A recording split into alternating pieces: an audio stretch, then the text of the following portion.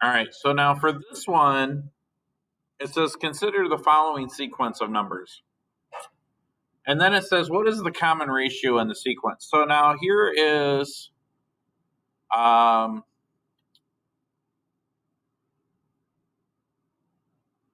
get from 3 to 9, I can either subtract 12 or multiply. I know that if I multiply -3, I'm going to make this an asterisk like that. Well, that doesn't. Let's write it like this. I'm going to multiply this by -3. Okay? Well, what's -9 times 27?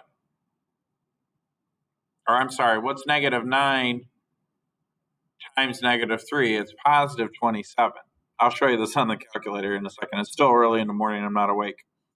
And 27 times -3 gives you a -81. So just to verify that, just remember, I kind of guessed on that, but if I just say 3 times -3, hit enter, then multiply by -3 again, multiply by -3 again, I get those numbers, okay? So, yeah, that's the common ratio. So the common ratio then, common ratio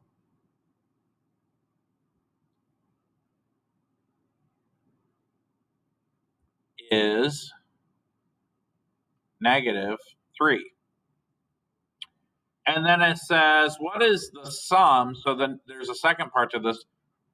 What is the sum of the first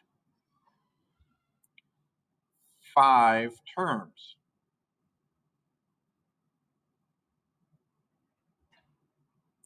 So remember, this is term 1, this is term 2, this is term 3, this is term 4. And I got really happy with the calculator and hit it one more time, and we found that the fifth term, our fifth term way over here, was 243.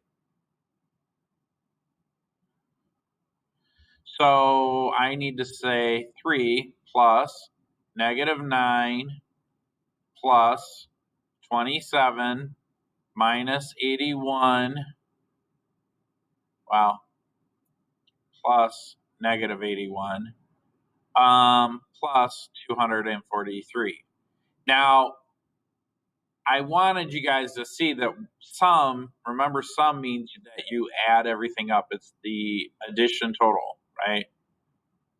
You're adding everything up. But subtracting is like adding a negative, right? So addition total.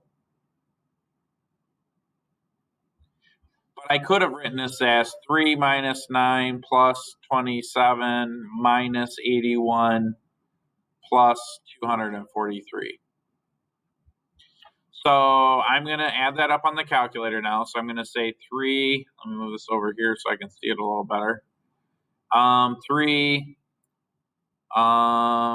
minus 9 plus 27 minus 81 plus 243.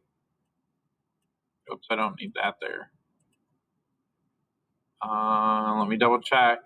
3 minus 9 plus 27 minus 81 plus 243. Yep.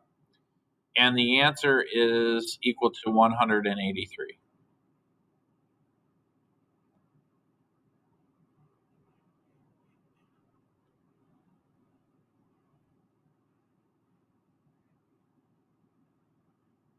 Okay.